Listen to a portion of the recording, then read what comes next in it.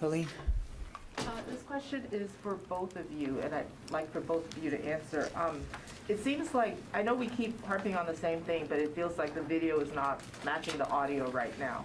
If barring, it seems to me like barring a lobotomy by the Taliban, you have three pathways ahead of you.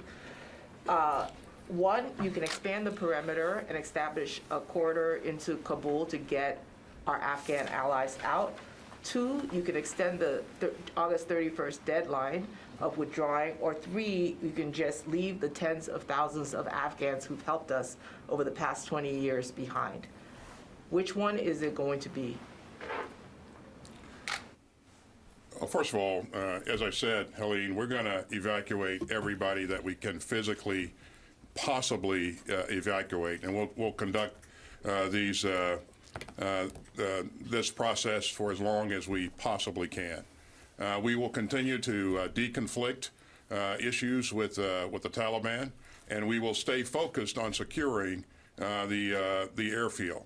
We cannot afford to either not defend that airfield or not have an airfield that's secure, where we have hundreds or thousands of civilians that can access the airfield at will and put our forces at risk. But that doesn't answer the question. I mean, you're still saying you're focused on the airfield. These people can't get into the airfield. Well, we're going to do everything we can to continue to try to deconflict and create passageways for them to get to the airfield.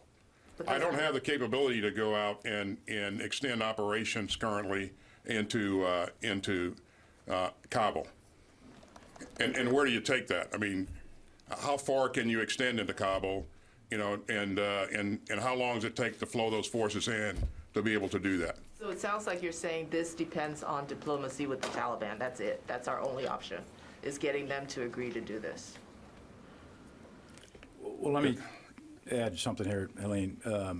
We got a couple entry control points set up, a north one, east one, and a third one at Abbey Gate.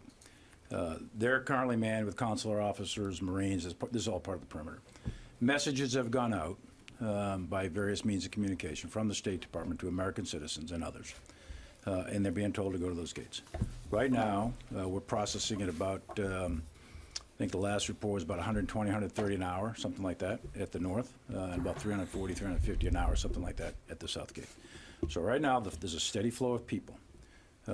Now, as that goes on, I think those numbers will continue to grow, and as those messages go out.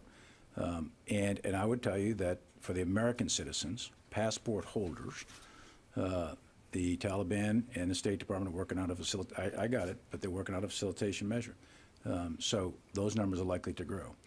For the others, the State Department is still working through exactly getting the procedures for the